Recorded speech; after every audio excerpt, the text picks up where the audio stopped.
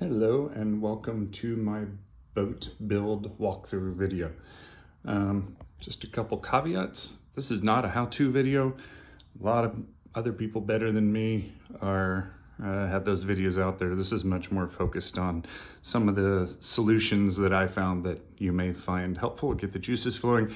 Secondly, this is not going to be slickly produced. I don't want to learn how to do YouTube editing and music and scrolling graphics and all that stuff. So this is total low tech, low touch. So I hope you enjoy.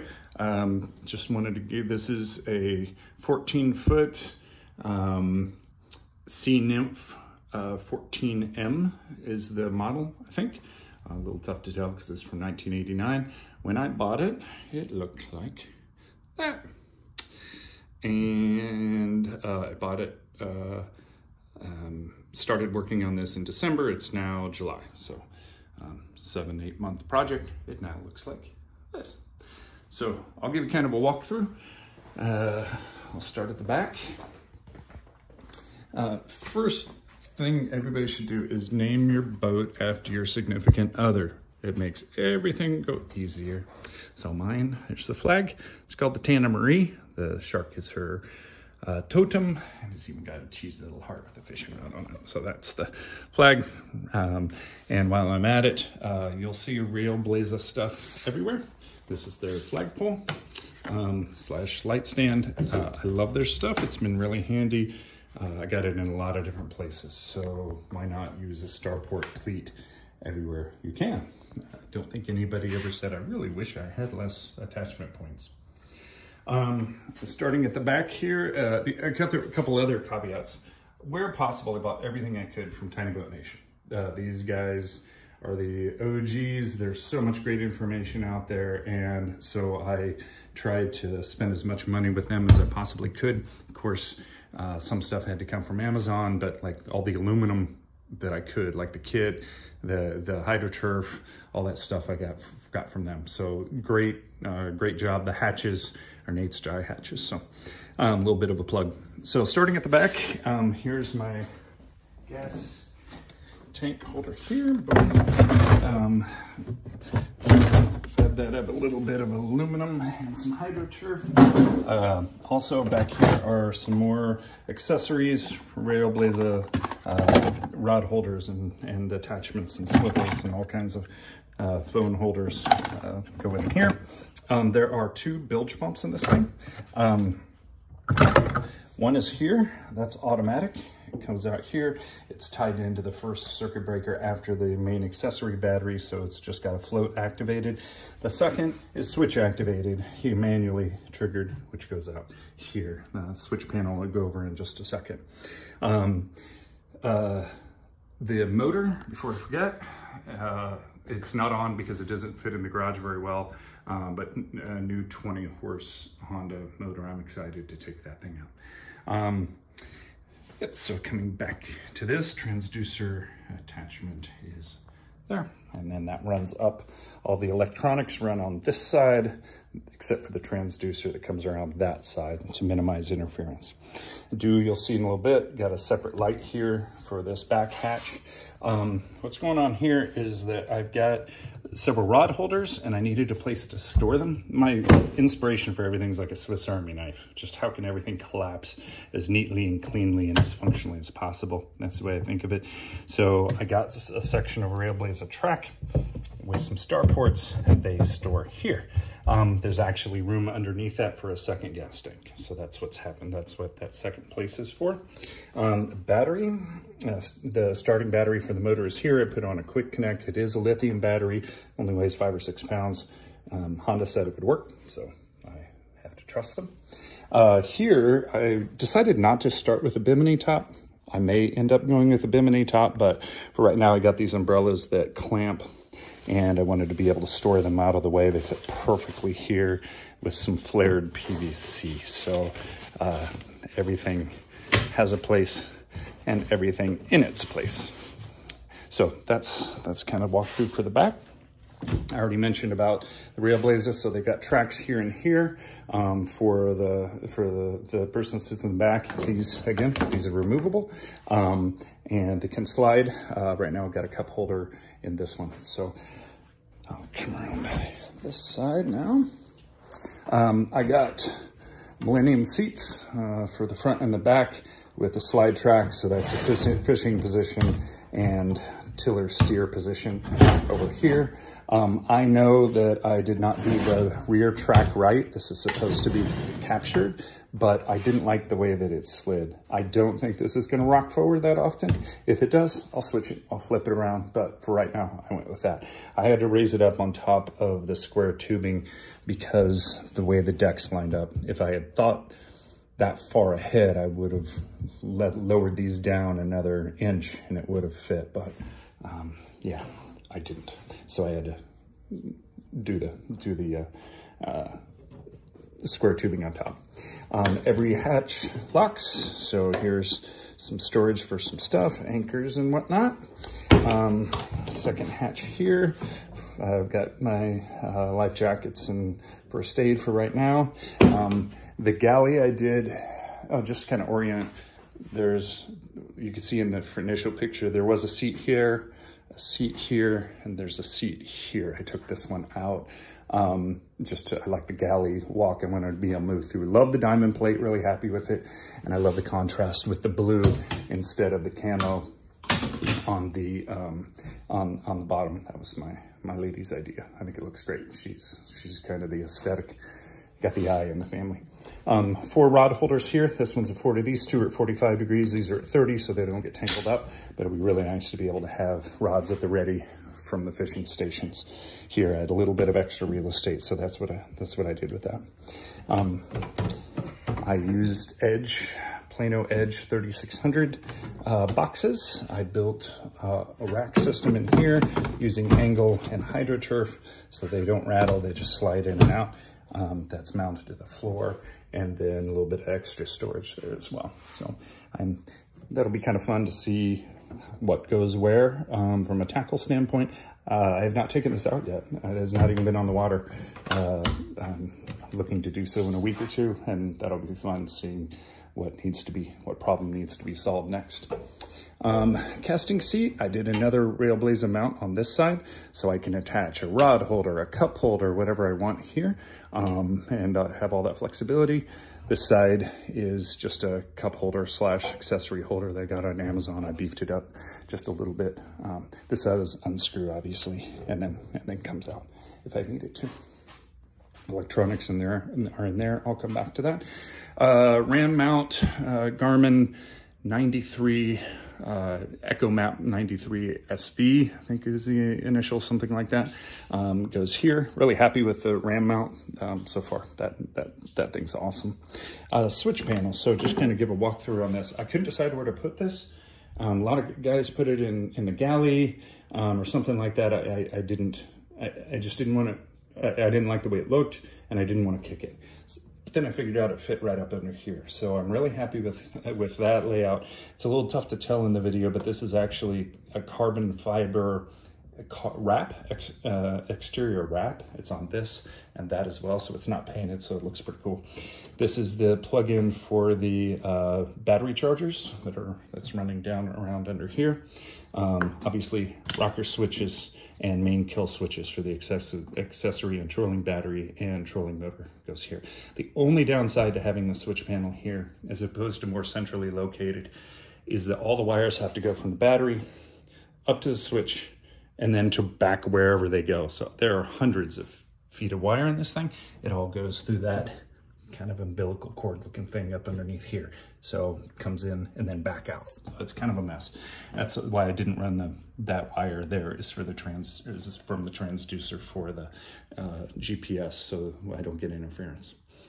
A lot of guys, when it comes to measuring tape, do like the inlay of an EVA foam ruler. My lady and I, neither one really like that. I like the clean lines of having one deck color. So instead I've got an aluminum ruler and riveted it on. Pretty happy with that. I think that'll be practical. I think it looks cool. It's a good location for it. It's kind of some dead real estate. So I'm gonna come around this way, trolling motor, obviously. So this little baby is my anchor. It drops into the starport. I got an adapter from Railblaza, built up this little bracket here to be able to support it, and then the anchor I can release from the casting chair. I think that'll work well. We'll see. We'll see how much I actually use it, but it was fun to build, so it's kind of a neat little trick. This is the trolling motor stabilizer from Railblaza mounted to the deck, so that's pretty cool. I'll come back to this guy in a little bit. Rod locker is here.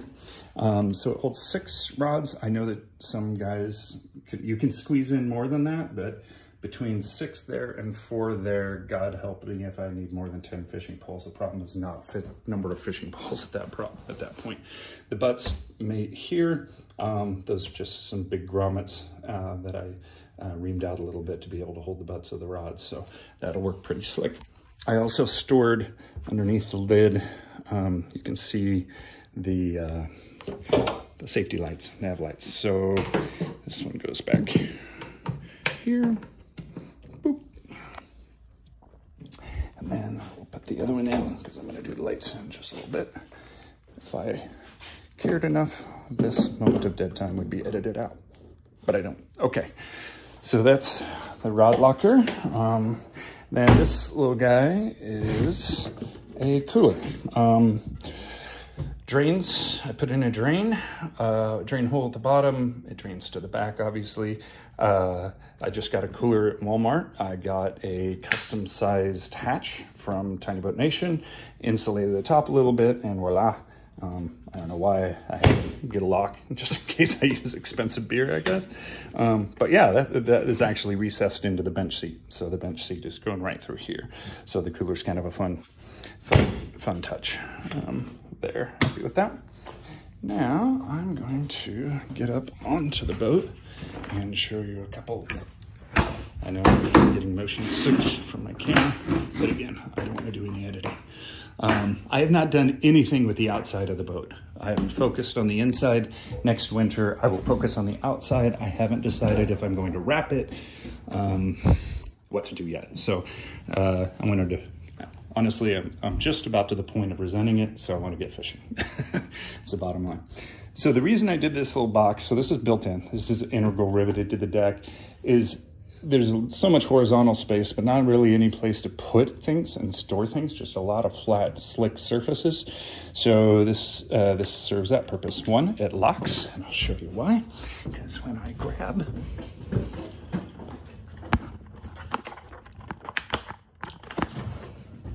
there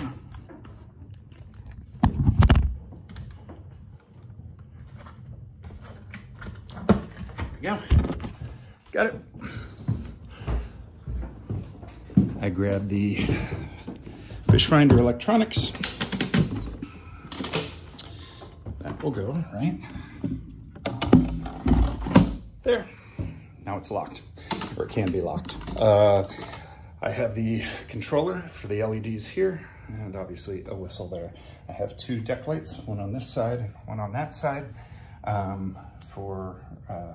tied into the main switch, and then I put a Railblaza port on this side for tackles, those little tackle storage boxes, rod holder, whatever it is. And then I've got another one mounted on this side on a track so I can move that around. So I'm really happy with this box. It's the locking feature is very, very nice. So I will be able to, protect my crap. And then just because, why not? If you need to do a charcuterie board or fillet a 8-inch fish, I did a drop down little table there as well. So why not? Yeah, so next up is the electronics. So I'll get that here. So here's the brains. Like I said, all the wiring is going down out that corner, out through that PVC pipe, under the deck, and then back up to the switches. I've got a 190 amp hour trolling motor battery here and a 50 here, both lithium. They didn't have the integral Bluetooth monitoring, so I got these secondary add-on accessory. Really happy with those. They talk to the app really well. Battery charger here. Again, the port for the extension cord is here. The power cords run to here, and then charge the batteries. Couple circuit breakers down below there, and then all the wiring for all this stuff there. So, oh, I also got to show it. Built, not bought. Tiny Boat Nation decal. So yeah, that's the electronics. So I'm gonna go ahead and turn on this so I can show off the light system. That will involve me getting out of the boat, so prepare to get seasick again. I've only done this like 50,000 times in the last 7 months. All right. So, turn on the accessory, there we go. So those are, there we go, deck lights. Got one up underneath the bow plate, 2 on that box, 2 in the galley, and then 1 back underneath the rear deck as well. Then I've also got LEDs, and one cool feature about these have worked really well. I was a little bit concerned about the tape. We'll see if they work. I've got aftermarket tape if I need it. So far so good. And you can also do fun stuff like change the colors. So yeah, that's pretty cool. There we go. Then also there's the nav lights, boom, there. And then I also have all of the hatches are there as well.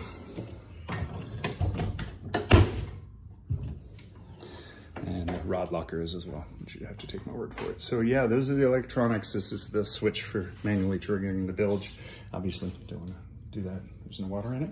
I have one more spare spot that I haven't used yet. The other thing from an electronic standpoint, I did not build this in integral just because I don't know how much I'll use it, and it just wasn't worth it because you got the cigarette lighter adapter, but it is a front flood from here, and that can go up on a mount that takes it up higher from Railblazer. This is, I just used one of their star ports, this, whatever the male adapter, and fixed it up, and it worked perfectly with this floodlight. And then the rocker switch, it's on the cigarette lighter. So for night travel, that's good to go. Yeah, so I think that's about it. All in all, about 7 months of a lot of weekends and evenings and days, vacation days. More money than I want to count. Over 2,000 rivets. I don't know, maybe 500 feet of wire, something like that. So an amazing project, and now comes the fun part. I get to go fishing. So thanks for looking.